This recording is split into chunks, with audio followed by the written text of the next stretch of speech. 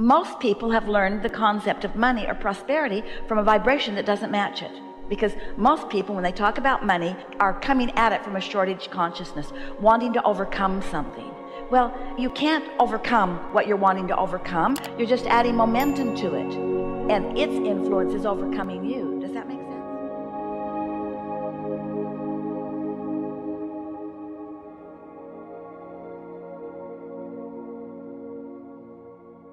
So when you come to a gathering like this, we assume, we know, you come because you want to become more deliberate in your point of attraction. Because that's what creating is. Creating is attracting. Creating is adjusting your vibration for what it will attract. It's adjusting your point of attraction. It's not about getting good at identifying and going after. It's about getting good at identifying and practicing the vibration of wanted rather than not wanted. And the two work so well together, because every time your life experience shows you something that you personally consider to be a problem, in precisely the same moment of your awareness of the problem, an equivalent solution is born. Some say, well, where is it? And we say, well, it's a vibrational solution. It's a thought. It's an energy. It's a vibration you can feel. It's something that you can know with your emotion that you may not be able to justify through your vision of how it is unfolding. In other words, you're accustomed to noticing what is in this reality that you call reality. I can see it. I can hear it. I have physical senses that define it. So I can easily define the problem. And when the solution shows up, I will easily be able to define the solution. I know what the cure to polio now is. But what we want you to understand is that there is a solution that precedes all manifestation that is, as far as we are concerned, as we stand over here in your vortex of creation, in your vibrational reality, there is a solution that is already here. And while you can't see it, you can know it. So what we are suggesting to you is that if you could just ratchet back a little bit your need to see your solutions, and you could be willing to look forward with your emotions to feel the solutions.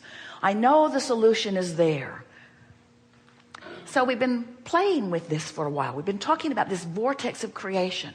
And we've been telling you that when you have negative emotion, you're not in the vortex. And when you feel positive emotion, you are in the vortex. In other words, the better you feel, the more you are in vibrational sync with who you really are.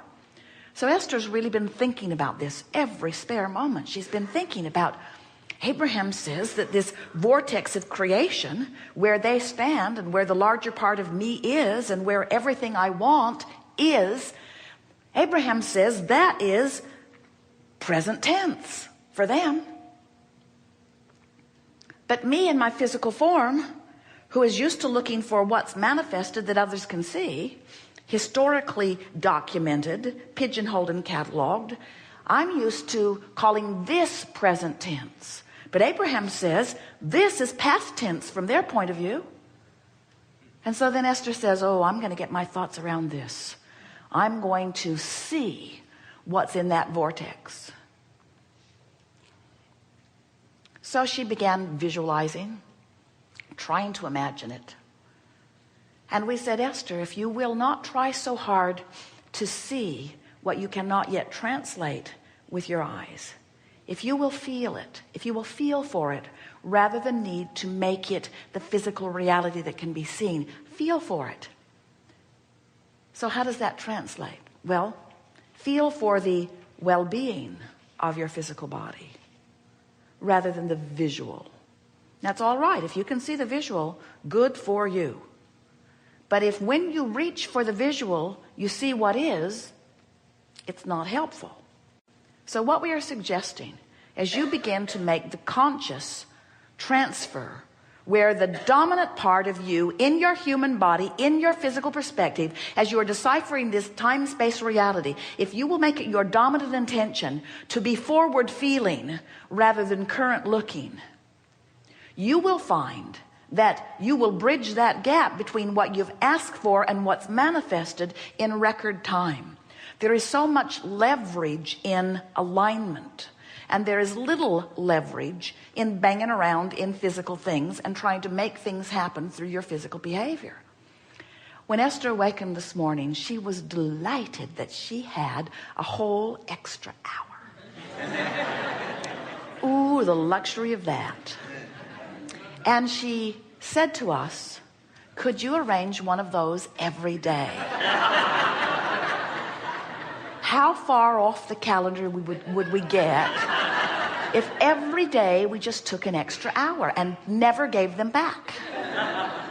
Let's just every day take an extra hour. And we said to Esther, as she playfully laid there and contemplated the sweetness of an extra free hour to have her way with, we said, when you get into the vortex, you get a leverage of time that is far more than that extra hour that you are benefiting now.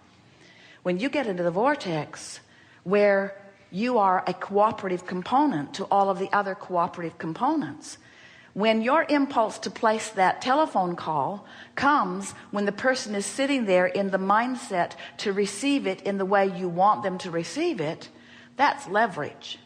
When your impulse to pull in your cords and get onto the highway in your big monster bus, when the impulse comes and you follow it and you enter the traffic as it flows rather than as it stalls, you have leverage of time.